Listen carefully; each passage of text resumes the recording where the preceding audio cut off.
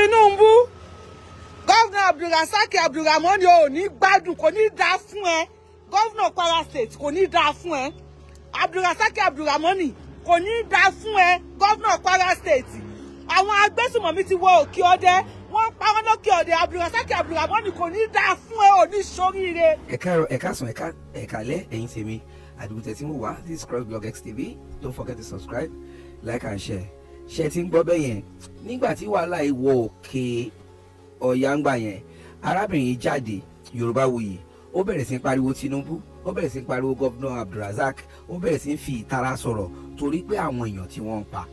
Gbogbo everybody wá jáde later, wọ́n bẹ̀rẹ̀ sí ń tán microphone. You are very rude, you are this. Ṣé o mọ̀ pé governor ló ń ṣépè fún? Ṣé o mọ̀ pé báyìí ló ń ṣépè fún?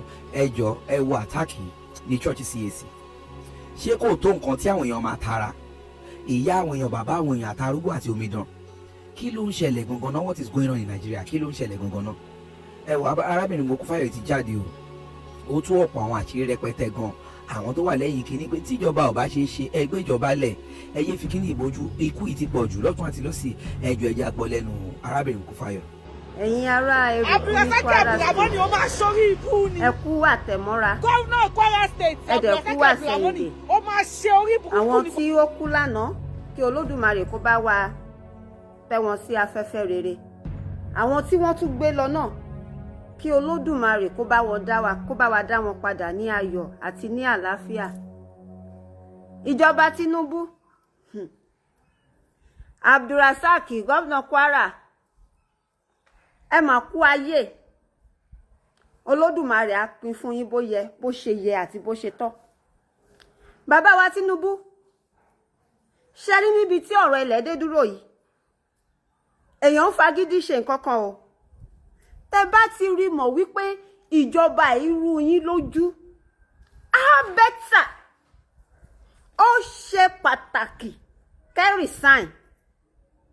Téèyàn bá joyè tí oyè ò bá san ni, ó ṣeé ṣe kó bọ̀lẹ̀kẹ̀ oyè sílẹ̀ ju wípé kó wà lórí oyè kan máa tàbùkù ẹ̀ lọ.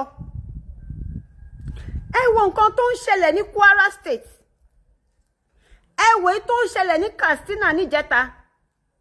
Bẹ́ẹ̀ lẹ́dẹ̀ ń sọ fún Trump o. Èní ẹ láwọn àmì yín, ẹ ní wọ́n máa wọn agbésùmọ̀mí 200. Ọ̀la ẹ ní àwọn àmì yín, ẹ ní wọ́n máa wọn agbésùmọ̀mí 100. Ẹ sọ wá da tẹ́tẹ́. Torí 2027 election tó ń bọ̀. Ẹ sọ wá da tẹ́tẹ́. Ẹ ń gbá wa bí table tennis. Ẹ ń mú àmì Facebook. Ẹ ń mú àmì Instagram. Ẹ ń mú àwọn agbésùmọ̀mí social media. Ẹ lè mú wọn ní real life. Bàbá wa Tinubu, ṣé ọ̀rọ̀ tán wá ń sọ báyìí ṣé kò rí bẹ́ẹ̀?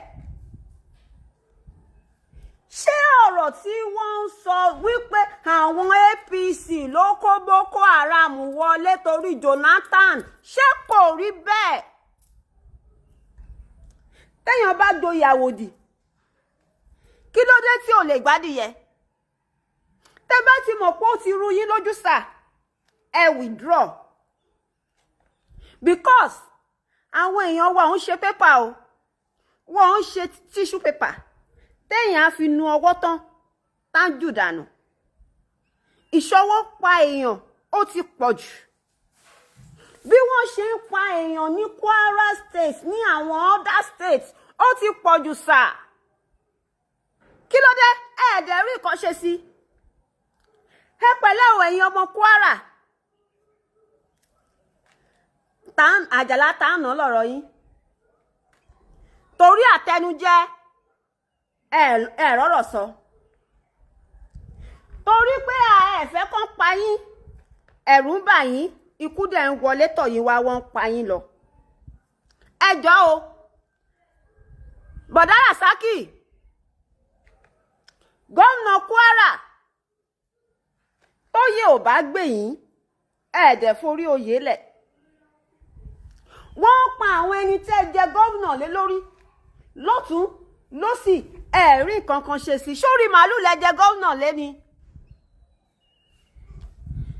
Ẹ wo fídíò tó wà lókè yìí. ṣẹlẹ̀ lánàá nínú church ṣe rí wípé àwọn Fúlàní ló ń pààyàn. In fact mo gbé kudos fẹ́ni tó ṣe kámẹ́rà yìí tó fídíò nǹkan tó ṣẹlẹ̀ lánàá yẹn. Tọ́wọ́n bá ṣe fídíò nǹkan tó ṣẹlẹ̀ lánàá yẹn, àwọn èèyàn kò máa fetí gbọ́ ni, wọ́n á bọ́ síta wọ́n máa sun ẹkún, wọ́n á dẹ̀ máa sọ pé kì í ṣe Fúlàní. Ẹjọ́ ṣe rí pé Fúlàní ni wọ́n àbí wọ́n ṣe Fúlàní? Ẹ wo àwọn ìyá arúgbó yẹn náà kí lẹ wá lọ. Kí lẹ wá lọ sí ṣọ́ọ̀ṣẹ́ mọ̀ pé Kwara State ò save. Ẹ mọ̀ pé Kwara State ò save. Kí lẹ wá lọ? Ẹ ṣe dúró sílẹ̀ yín, ibo lèyàn wà, kò síbi téèyàn wà nílẹ̀ ayé tó Olódùmarè ò ti ní gbàdúrà ẹ̀. Kò dá ìgbà tó bá lọ ṣọ́ọ̀ṣì kó Olódùmarè tó gbàdúrà ẹ̀. Kò dá ìgbà tó bá lọ sí mọ́ṣáláṣí, kò dá ìgbà tó bá lọ lé oníṣàngó, kò dá ìgbà tó bá lọ lé onífá, tó bá dúró pẹ̀lú ìwà àti ẹlẹ́dàá ẹ̀ tó dẹ̀ ń bá Olódùmarè sọ̀rọ̀, Olódùmarè á gbọ́ nǹkan tó ń sọ, á dẹ̀ gbọ́ ìwúre, á gbọ́ àdúrà ẹ̀. Ẹ wo àwọn ìyá arúgbó yẹn, ẹ wo bí ìbọn ṣe ń dún láì ṣe pa wá lójú ogun, láì ṣe wípé a wà lójú ogun sà. Ẹ̀yin ọmọ Kwara, ẹ̀ẹ́dẹ̀ rọ́rọ̀ sọ. Ẹ má gbàgbé o, ọwọ́ ọ̀tún Buhari ó sọ ọ̀rọ̀ kan ní 5 weeks ago, bọ̀ mo rí pé àwọn ọmọ òtún òjíire ká ọ̀rọ̀ yẹn kún, àárín ìkòkò dìmú lọ́rọ̀ yẹn. Ṣé Màgàlídà náà ń pè ní àbí Màgàládà àbí kí ló sọ pé òun jẹ́? Ṣé Gàládà ni àbí kí ló pe orúkọ ẹ̀? Bá mi ẹ̀yin fans mi, ẹ bá mi kọ sí comment section orúkọ máa yẹn. Ó ní òun rí wípé àwọn OPC fẹ́ wá invade Ìlọrin, wọ́n fẹ́ gba Ìlọrin lọ́wọ́ wọn, làwọn ṣe gbé Buhari dìde. Ọjọ́ gàtẹ́ kò jọ gàtẹ́, ṣé kò fẹsẹ̀ méjèèjì ti ro? Wọ́n pa yín torí pé wọ́n ní ìlówó yín ní Kwara State, wọ́n pa yín torí wọ́n fẹ́ gbalẹ̀ yín, wọ́n pa yín torí ilẹ̀ yín ló ní ìdáwọn Fúlàní ò nílẹ̀. Àwọn dẹ̀ rẹ́dì tí wọ́n dẹ̀ ti bá yan ẹ́mà nílọrin. Bàbá wa onírìṣà, ọ̀rọ̀ yìí kàn yín, ṣé mo pé mi ò sọ̀rọ̀, mo like yín gan, mi dẹ̀ lè ever disrespect yín láyéláyé, mi dẹ̀ lè ever gbà kí èèyàn kan dọ̀tí yín láyé, ṣùgbọ́n ṣe délé lèyí. Ẹ jọ̀ọ́ sà, ẹ bá wa wá nǹkan ṣe sí kí ọba Yorùbá máa jẹ nílọrin, kí ẹ máa jọba lórí Fúlàní, kí ọba Yorùbá jọba lórí Yorùbá, kí ìyàtọ̀ wà kó ní kálukú mọ̀lẹ́ bàbá ẹ̀. Àwọn ọmọ àtòkò wá balẹ̀ jẹ́, ẹ̀yin ọmọ àtọ̀ ń rìn wá. Tẹ wá fẹ́ agídí, ẹ wá fẹ́ sọ̀rọ̀ yín donílé. Tẹ bá tẹ̀ tí wá fẹ́ sọ̀rọ̀ yín donílé, ṣó wá sọ pé kẹ́pọ̀ nílé ni? Ṣó wá ní kí wọ́n pọ̀ nílé kan tó sọ̀rọ̀ àwọn donílé? Àwọn Ìlọrin dẹ̀ dúró, àwọn ọba Kwara alátẹnujẹ, àwọn tó jẹ́ pé wọ́n ní àwọn Fúlàní bá gbogbo wọn sí màálù wọn dáa, màálù tó ń sìn dáa ju àwọn èèyàn tó ń jọba lé lórí lọ. Ẹjọ́ tó bá ti pa gbogbo àwọn èèyàn yín tó ń gbalẹ̀ yín, sórí màálù lẹ fẹ́ jọba lé lórí ẹ̀yin ọba Kwara? Mo bèrè ní o, ṣé orí màálù lẹ fẹ́ jọba lé lórí tó bá ti gba gbogbo ilẹ̀ yín? Ókè, kò sáwọn ọmọ yín ní Nàìjíríà bí? A jẹ́ pé ọ̀hún yẹn náà fẹ́ parẹ́ sí, wọn ò wálé mọ́. Ọjọ́ tán bá fẹ́ wálé, ṣẹlẹ̀ bàbá mi náà fẹ́ fi ṣẹlẹ̀, ṣẹlẹ̀ ìyá mi náà fẹ́ fi ṣẹlẹ̀.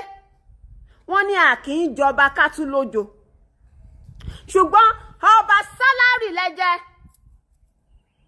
ọba sálárì, ọba allowance, monthly allowance. Ó ní ọba tí yín ò lẹ́nu ọ̀rọ̀, no matter how náà kan sọ pé wọ́n gbé gbogbo ẹ̀ lé ọwọ́ ìjọba, á ṣàṣì ní àwọn nǹkan kan tí ó fi ń pè ní ọba tó ń ṣe torí gbé yín sórí oyè, àbí kò sí?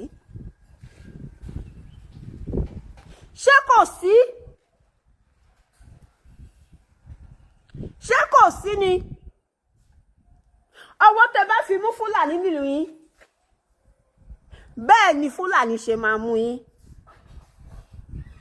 Ìlú ti tèmi, àwọn Fúlàní dẹ̀rọ̀ ń bẹ̀ dẹ̀ lè ẹ́fà kẹ́dẹ̀ gbòòrò kẹ́ bá màlúù nílùú mi never dẹ̀ lè ẹ́fà gbọ́ wípé àwọn Fúlàní ló ń pààyàn nílùú mi àwa ò gbà yẹn kábíyèsí wa ò gbà kò gbà rádaràda yẹn kò ráyè màlúù Fúlàní débi tá fẹ̀mí àwọn èèyàn ẹ̀ta tight ẹ̀yin ẹ̀ ṣe wo àwọn ọba kọ̀ọ̀kan tó jẹ́ wípé Fúlàní ò lè ṣàdédé lọ máa rédì nílùú wọn kẹ́fì tí wọ́n ṣe àwòkọ́ṣe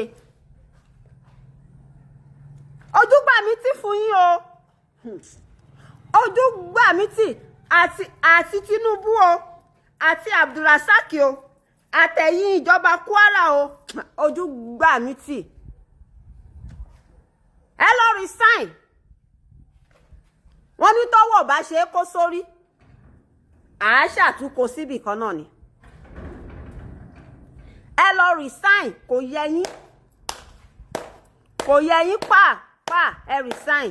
tẹ́ ẹ bá lè rí àmì ṣe gbogbo ogun tó lóhùn ní gbọ́ tó lóhùn ní gbà lórí ayé yín iná agbára Ọlọ́run máa jó dànù kí lè nǹkan tẹ́ ń là kọjá tó dàbí pé ẹ ti wá ọ̀nà àbáyọ ṣùgbọ́n tí ẹ ti rí ọ̀nà àbáyọ ẹ ti pàdé wòlíì yín ló fà ṣùgbọ́n arán mi sí ọ lónìí dádì arán mi sí ọ lónìí mọ́mì olúwa lòun fẹ́ ṣe nǹkan ńlá nínú ayé yín olúwa sọ wípé gbogbo tẹ́ ń là kọjá yẹn òun fẹ́ fi òpin sí kí nìkan tẹ́ ń là kọjá lórí ìgbéyàwó ni lórí ọmọ ni lórí iṣẹ́ ni níbi gbogbo ni bóyá ogun kan ló dàbí pé ogun yẹn le ẹ ti gbìyànjú kò tí ì sí ọ̀nà àbáyọ ẹ jẹ́ àjọ gbàdúrà ẹ jẹ́ àjọ wá ojú olúwa kí làṣírí ogun yẹn gangan ẹ jẹ́ àjọ wádìí lọ́wọ́ ọlọ́run ká dẹ̀ mọ ọ̀nà àbáyọ ẹ̀rọ ìbánisọ̀rọ̀ tẹ́ fi pè mí fún àdúrà àti ọ̀nà àbáyọ òun náà ni +234 7025 475427 +234 7025 475427 bẹ́ẹ̀ ṣe ń pè mí fún àdúrà lórúkọ Jésù ẹ máa rí ìyanu